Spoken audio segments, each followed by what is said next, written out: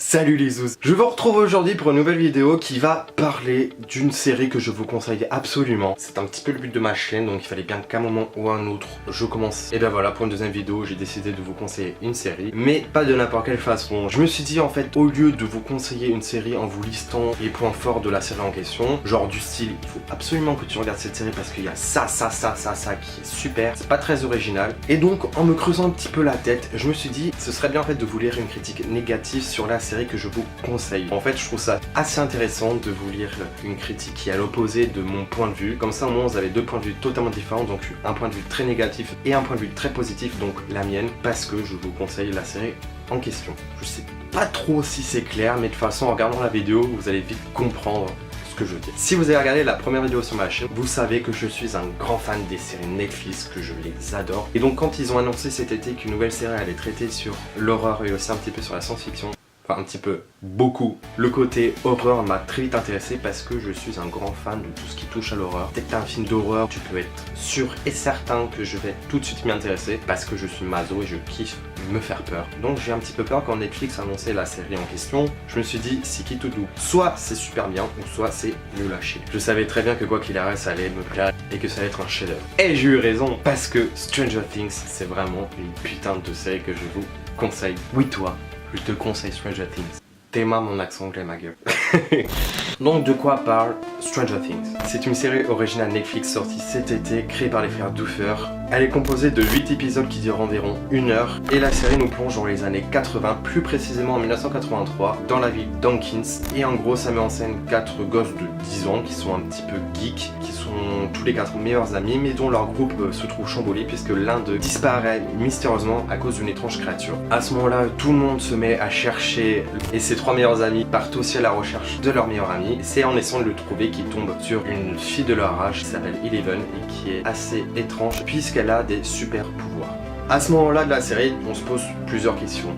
Déjà, où est-ce qu'il a disparu? Où est-il? Qui sont les étranges créatures qui viennent de nulle part et qui kidnappent plusieurs personnes dans la ville? On se demande aussi qui est Eleven, est-ce qu'elle a un lien avec les monstres? Et pour avoir vos réponses, il faut bien évidemment regarder la série. L'été dernier, je m'en souviens que tout le monde parlait de Mr. Robot comme étant la série de l'été qu'il fallait voir absolument. Tout le monde, mais vraiment, tout le monde en parlait. Et cet été, c'est Stranger Things que tout le monde en parle. C'est carrément devenu la série de l'été qui a remplacé Mr. Robot. Et vraiment, tout le monde dit que cette série est géniale, qu'il faut absolument la regarder. Et c'est vrai. Elle est géniale, il faut absolument la regarder. Mais c'est pas le cas de tout le monde. C'est justement là où j'en viens, puisque tout de suite, sans plus entendre, je vais vous lire la critique négative. C'est une critique que j'ai trouvée sur le site senscritique.fr. Donc voyons voir tout de suite ce que dit le petit Mister J'aime pas Stranger Things. Alors, j'ai un problème avec Stranger Things. Peut-être plutôt de la façon dont mes amis cinéphiles et certains critiques en parlent. Parce que d'un côté, oui, j'ai bouffé ces 8 épisodes comme des pancakes. C'est plutôt gentil ça. C'est beau, merci. Le casting est génial, le script bien ficelé, qui réussit à raconter une histoire humaine au milieu de ce torrent de références, ce qui n'est pas simple. Et je comprends bien qu'un public nostalgique plonge la tête la première dans ces aventures qui renouent avec une excitation et une simplicité dans le traitement des personnages et du fantastique. Un grand bol d'air frais dont je serais le premier à faire l'apologie si toute la critique n'était pas déjà en train de le faire. Bah tu dis qu'elle est bien la série là, choisis ton camp mon gars, c'est soit t'aimes bien soit t'aimes pas, tu peux pas dire ah j'aime bien mais en fait j'aime pas. La série elle est bien mais j'aime pas. Mais ah, c'est là que ça devient intéressant. J'ai un sérieux problème avec la mise en scène et le montage. Et le problème, c'est qu'il n'y a pas de mise en scène. Stranger Things est pour moi représentatif de la perte du langage cinématographique contemporain. Bah! Allez dans ta gueule, c'est assez violent. Chaque scène, qu'elle soit drôle, dramatique, effrayante, excitante ou mystérieuse, est filmée de la même façon. T'es sérieux? Un gros plan sur celui qui parle, un insert sur le truc qu'on doit regarder et un plan en large de 3 secondes et demie pour montrer où on est. Point barre. Que le sujet de la mise en scène soit 2 ados qui se roulent des pelles et vient critiquer un truc que tu vois un petit peu dans la série. Franchement, là c'est un petit peu abusé parce que pour une fois, il n'y a pas d'histoire d'amour. Tu vois juste ça 10 secondes et il met ça dans les trucs négatifs. On continue. Tout est filmé pareil. Illustratif, basique, télévisuel. Comme on disait quand le cinéma voulait encore dire un petit peu quelque chose. Autre exemple, la première démonstration des pouvoirs d'Eleven devant les gamins quand elle leur ferme la porte, clac, porte fermée, point. Aucun air surpris, de l'illustration pure et simple. Et qu'on ne s'y trompe pas, j'ai passé un super bon moment devant Stranger Things. suis désolé, enfin tu peux pas dire ça. Tu peux pas dire que t'aimes pas les mises en scène, que la mise en scène est merdique. Tu peux pas tacler la série pour ensuite dire ah non mais j'ai quand même bien kiffé la série hein. Non, c'est comme si tu disais j'aime pas cette personne, elle est moche, elle est nulle, elle est conne, mais au-delà de ça, elle est gentille. Ensuite il termine par dire mais sacré ces réalisateurs comme je peux le voir ces derniers jours, c'est clairement mélanger le Big Mac avec la grande cuisine. C'est sympa, un peu excitant, effrayant mais pas trop, un très bon produit. Spécial dédicace aux critiques donc qui mordent à l'hameçon du discours promo qui fait citer Spielberg dès qu'on filme 3 gamins sur un vélo dans les années 80. Mais pour ça il faudrait faire l'effort de réfléchir 3 secondes avant de copier-coller les dossiers de presse. Bon, bah par où commencer? Bien évidemment je ne suis pas du tout d'accord avec ce gentil monsieur. Il a quand même un petit peu beaucoup caricaturé le truc. Personnellement quand je parle de mise en scène, je parle de tout ce qui est autour. Le décor, les comédiens, la musique, le montage. Et j'avais l'impression d'être dans les années 80 en regardant la série. J'y croyais à fond parce que les décors et les costumes sont géniaux et sont magnifiques. Après il dit que c'est trop télévisuel mais c'est normal, après t'es devant une série. Comme je l'ai dit, j'ai l'impression d'être devant un film. J'avais perdu la notion de série. À chaque épisode j'avais l'impression d'être devant un film. Et rien que le fait de nous donner l'illusion d'être devant un film alors que c'est une série, donc rien que ça montre la qualité de malade qu'est la série. Après quand il parle de plan large de 3 secondes et demie, il te montre des plans larges pour qu'on voit les décors et le décor il est vraiment à couper le souffle. Et justement après j'y reviens sur le fait que ce soit une série et que j'ai l'impression d'être devant un film, c'est parce que les effets spéciaux sont super bien faits. Quand on voit le monstre ou quand on voit d'autres choses de la série où ils utilisent des effets spéciaux, mais c'est super bien fait. T'as pas l'impression d'être devant une série, tout ça donne l'impression et l'illusion d'être devant un film.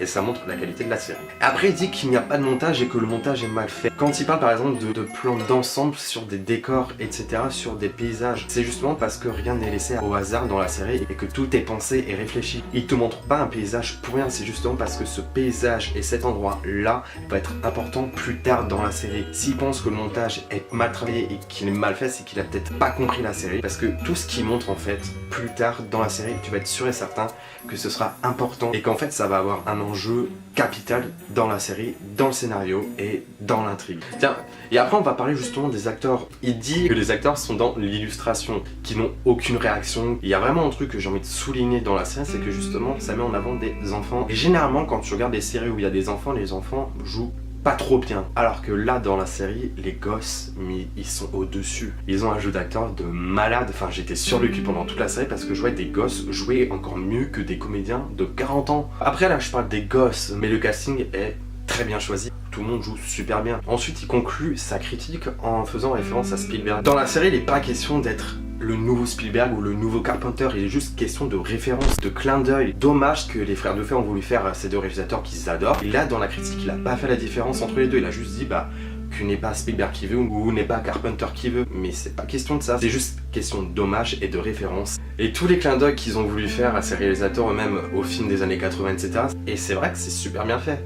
Et on va un petit peu revenir à la mise en scène où toutes les musiques dans la série sont super bien. Le générique de la série est simple mais efficace et la bande originale de la série nous plonge vraiment dans l'univers des années 80 et c'est grâce à tout ça, c'est grâce au décor, à la réalisation, aux costumes, à la musique, au jeu d'acteurs, en gros à la mise en scène qu'on y croit vraiment et qu'on a vraiment l'impression d'être dans les années 80. Donc voilà, je pense avoir fait le tour sur la série, donc je la conseille vraiment pour plusieurs raisons. La réalisation, la musique, les décors, l'histoire, les références sont que des références et des hommages. Et si vous aimez vraiment tout ce qui touche un petit peu à l'horreur etc, regardez-la. Surtout aussi une série de science-fiction, et si vous n'êtes pas fan des séries de science-fiction, ne vous en faites pas parce que moi aussi je ne suis pas du tout fan de tout ce qui touche à la science-fiction. Et pourtant cette série, je l'ai aimée et j'ai eu un putain de bon plaisir à la regarder.